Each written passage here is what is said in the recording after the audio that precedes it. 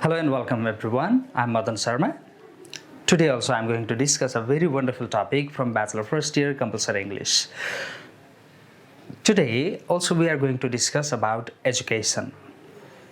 And under this particular heading we do have a very wonderful story that is a good example.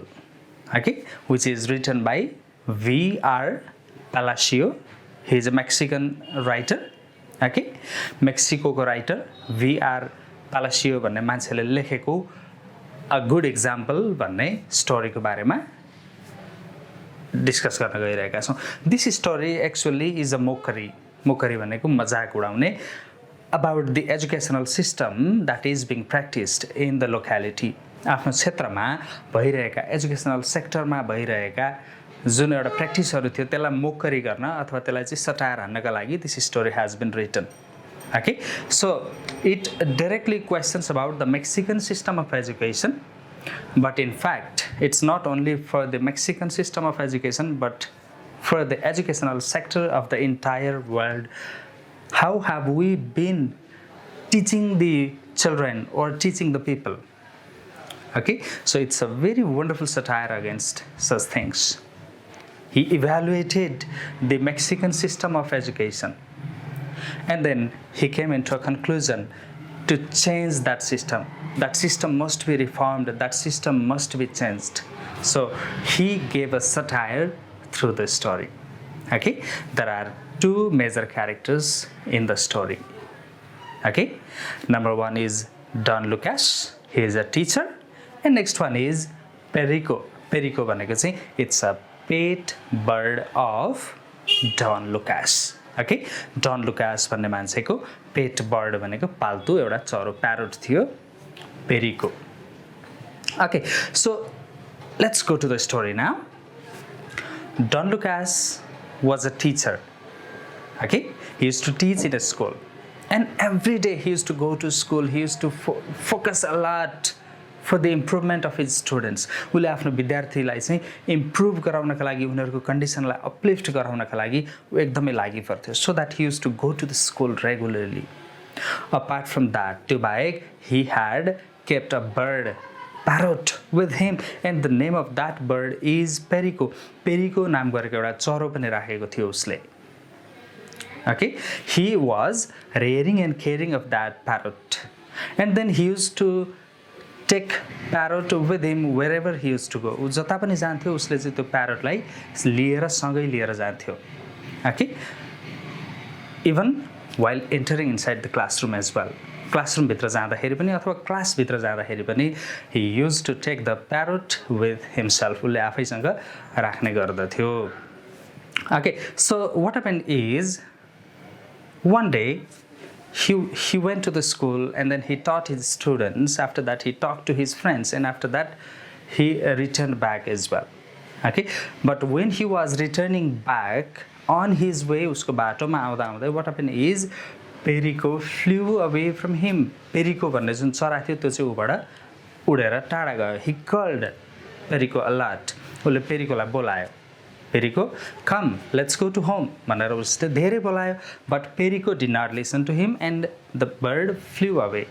त्यो गयो, उडेर गयो. Okay, after that Don Lucas became quite sad, but he had a job, he had to continue it. हैन, उसँग त एउटा जागिर थियो, त्यो कन्टिन्यू गर्नु पर्थ्यो. So from the next day he went to his school without Perico. Perico बाहेक नै उ स्कुल गयो and then he continued his job of teaching the students. उसले चाहिँ केटाकेटीहरुलाई पढाउने आफ्नो जागिरलाई कन्टिन्युटी गर्यो. Okay, it was around 5 to 6 months period of time. 5-6 महिनाको समय भएको थियो. Suddenly when he was returning back from the school he heard a kind of noise. एक खालको नोइज सुन्यो. Okay, and after hearing that noise he just remained wherever he was. Okay, जहाँ थियो उ त्यही बस्यो and then he just focused on the noise. के को आवाज हो भनेर उसले त्यो नोइजमा फोकस गर्यो and then he came to know that it was the sound of students learning alphabets.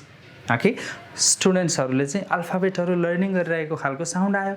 Then he was much more curious who else has started to teach students over here भनेर चाहिँ उसले चाहिँ अलिकति कन्फ्युजनमा आयो कसले अब यहाँ फेरि विद्यार्थी पढाउन थालेछ I was teaching the students and who else has started to teach students यहाँ म बाहेक अरू कसले चाहिँ विद्यार्थीहरूलाई पढाउन थाल्यो भनेर उसले चाहिँ हेर्न थाल्यो and then while searching for that he found a group of birds learning alphabets and Perico was in the middle of it एउटा चराहरूको एउटा ग्रुप थियो they were learning alphabets and Perico was exactly in the middle of that particular group त्यो ग्रुपको बीचमा चाहिँ Perico भन्ने bird थियो and after that when the Perico bird saw Don Lucas लाई जब त्यो Pericoले देख्यो after that Perico called Don Lucas hello Don Lucas भनेर भन्यो उसले Don Lucas I have also started a school here मैले पनि यहाँनिर स्कुल सुरु गरेँ नि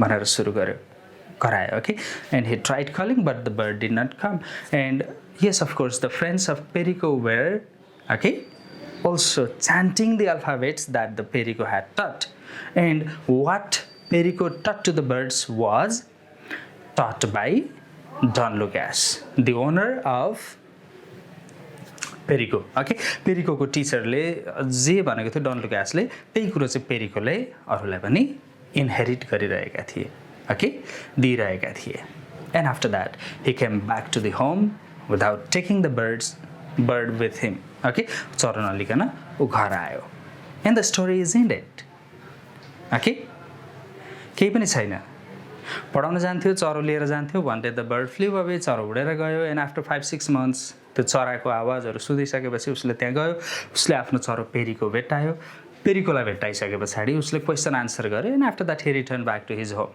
this is all त्यसो भए यस्तो कथा किन पढिरहेका छौँ त भन्दाखेरि let's understand the interpretation or let's say the meaning of this text there are few meanings that this story is trying to tell us यो कथाले हामीलाई भन्न खोजेको कुराहरू दुई चारवटा छन् Number first is educational system must be reformed. Parrot learning education जुन हामी घोखन्ते शिक्षा भन्छौँ that is to be reformed. अबको जमानामा घोकेर काम लाग्दैन. That is to be reformed. That is to be changed. That is to be converted into practical education. प्रयोगात्मक शिक्षातर्फ चाहिँ बढाउनुपर्छ भनेर एउटा मेसेज दिएको छ. Number next is teacher is the key of change maker.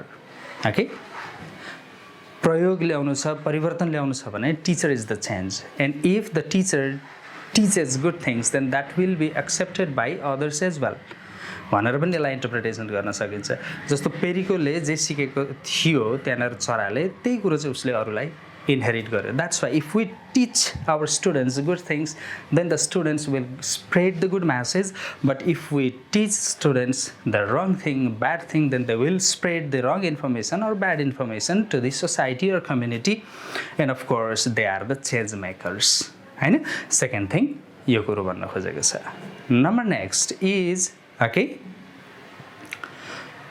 parrot learning education change nothing but produces more parrots हैन सुगा र टाइको खालको चाहिँ जुन शिक्षा छ त्यसले चाहिँ परिवर्तन ल्याउनुको सट्टामा के गर्छ भन्दाखेरि त्यो भन्दा धेरै प्यारोट्सहरु चाहिँ उत्पादन गर्छ भनेको तिनै घोक्ने मान्छेहरु मात्र उत्पादन गर्छ नट द चेन्ज मेकर्स भन्ने कुरा यो स्टोरीले भन्न खोजेको छ now let's understand the critical thinking level of this particular text so critical thinking level lai understanding gardakeri yes of course it is a satire against the educational system isn't it यो त educational सिस्टमलाई त satire गरेको छ education system must be changed भनेको छ but still there are some questions हैन त्यति राम्रो कुरा गरे तापनि we have some questions that we can easily raise for this particular story यो कथालाई हामीले सिधै क्वेशन गर्न सक्छौं for example Can a bird adopt all the vocabularies that the human beings speak? हामीले बोल्ने सबै vocabularies-हरु त्यो चराले चाहिँ एडप्ट गर्न सक्छ अथवा चाहिँ आफूमा लिन सक्छ पक्का पनि सक्दैन होला isn't it? And next thing is a teacher allowed to take a bird inside the class?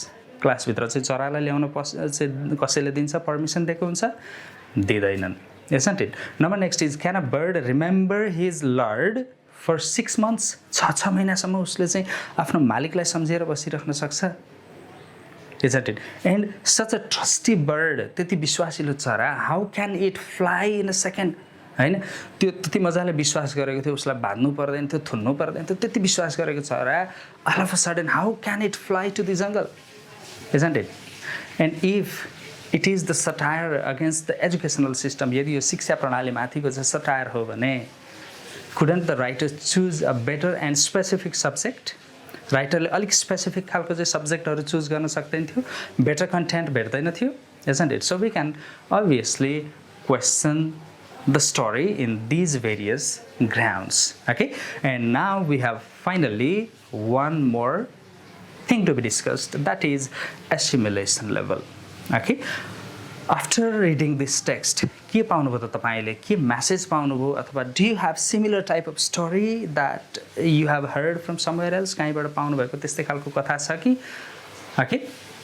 Okay, after reading this story, what I have come to know is we should not make our students the parrot learning students. हामीले हाम्रा विद्यार्थीहरूलाई चाहिँ parrot learning बनाउनु हुँदैन. Rather, we have to make our students the real change makers. हामीले असली परिवर्तनको संवाहक बनाउनु पर्छ. Okay, practical education should be provided to them so that they can implement that particular education to the productive sector and they can improve their lifestyle. उनीहरूले आफ्नो त्यो शिक्षालाई productive ठाउँमा लगाएर they can improve their lifestyle as well, isn't it? In our country, Nepal, we do have the similar type of educational system like that of the writer's country. हाम्रो देशमा पनि राइटरको कन्ट्रीकै जस्तो छ. We study a lot, we read a lot, and we give examination out of that particular text. But there is no practical implementation of that particular text in our day-to-day life, everyday life. So that the education system of Nepal is also to be reformed, or let's say changed, and the education system of our country should make we people, or the young people of our country, capable of doing change, doing progress, doing development in the society, isn't it? So this is the message that I have got from this story. Okay, thank you very much. Hope you enjoyed watching this video, and hope this video must have become useful for you people as well. If you are in our channel for the first time, don't forget to subscribe our channel, and yes, of course, if this video is useful for you, then don't forget to share this video among your friends. Okay, see you in our upcoming video. Till then, have a nice time. Bye bye.